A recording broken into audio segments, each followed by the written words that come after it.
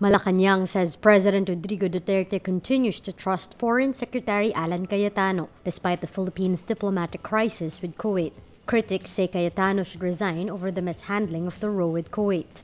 Presidential spokesperson Harry Roque says, quote, "As far as the palace is concerned, there is no reason for him to resign." Malacañang also expresses confidence the diplomatic row with Kuwait will be resolved soon. Roque says, quote, "Secretary Cayetano has apologized and we're hoping to normalize ties with Kuwait soon." He adds Malacañang will defer to Cayetano to hold his staff accountable for the diplomatic row. The Foreign Affairs Department earlier posted a video of a migrant workers' rescue mission in Kuwait. It was Cayetano's staff who green-lighted the rescue mission and disseminated the video to inform the public that the DFA is looking out for the safety of overseas Filipino workers in the Gulf country. Such rescue missions are not uncommon, but they are not publicized, since they may affect diplomatic relations with the host countries and compromise the welfare of OFWs there. But the rescue mission in the video was apparently not coordinated with local authorities, which angered Kuwait.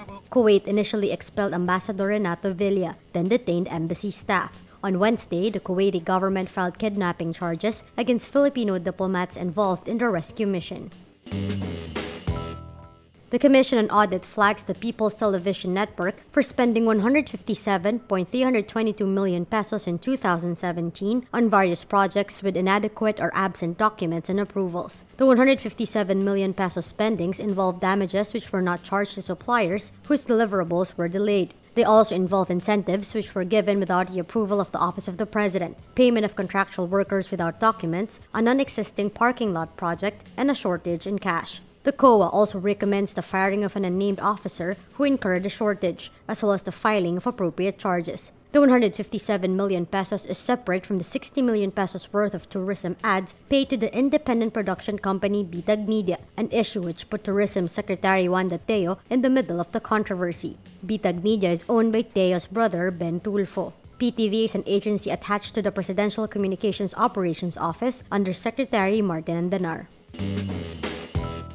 Malacañang says it is the Office of the Ombudsman and not the Office of the President that must initiate investigations on officials who were sacked by President Rodrigo Duterte for alleged corruption. Presidential spokesman Harry Roque has asked about the newly released Commission on Audit reports questioning the spending of PhilHealth OIC Celestina de la Serna, overpaid consultants at the Presidential Legislative Liaison Office, and the payments for Tourism Department advertisements aired on state-run PTV. Roque says, quote, "The filing of cases for the officials the President has fired is under the exclusive jurisdiction of the Ombudsman." He adds, quote, "At a certain salary grade, it is the Ombudsman who must investigate." Reporters also question Roque why Duterte keeps reappointing people he fired. But Roque says only new tourism Undersecretary Pompi Laviña has been reappointed. Laviña was sacked as Social Security System Commissioner last February. Duterte has never filed any corruption complaint against officials he had sacked, despite accusing them of abusing public funds. Former Interior Secretary Ismael Sueno was the first cabinet official to be fired for alleged corruption. Duterte also fired his former campaign spokesman Peter Laviña as National Irrigation Administration Chief for alleged corruption.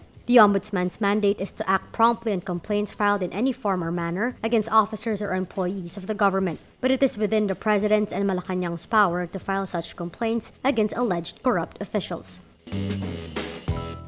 Socioeconomic Planning Secretary Ernesto Pernia says he expects the inflation rate in April to be probably a bit higher than the 4.3% recorded in March. The inflation rate has been registering a faster pace every month since the implementation of the tax reform law in January. Pernia says the depreciation of the peso and the tax reform law will push the prices of oil and food to go higher faster. He adds, quote, "I think it will continue to be an issue most of the year. Maybe it will peter out in the last quarter of the year."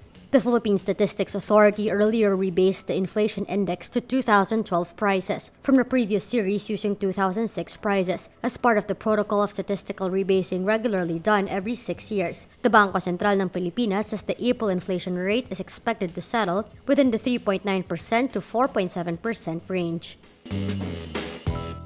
Former New York City Mayor Rudy Giuliani says United States President Donald Trump reimbursed his longtime lawyer Michael Cohen for a $130,000 payment made to porn star Stormy Daniels. Giuliani, who recently joined Trump's legal team, appears to contradict the U.S. president's statements on the matter. Trump previously denied all knowledge of the payment to Daniels, before admitting last week Cohen struck a deal with the porn star on his behalf. Giuliani says Trump was probably not aware of the payment at the time it was made, having given Cohen broad discretion to solve these. Daniels claims she had an affair with Trump in 2006 and was paid $130,000 as part of a hush agreement. The sum was wired to Daniels just days before the November 2016 presidential election, garnering suggestions Cohen could have fallen foul of campaign finance laws because it represented a contribution aimed at preventing negative press from arising. Giuliani says, quote, "They funneled it through a law firm and the president repaid it." He adds the payment did not represent a campaign financing violation because it was not campaign money. Giuliani also says he has documentation proving Trump reimbursed the sum out of his personal family account,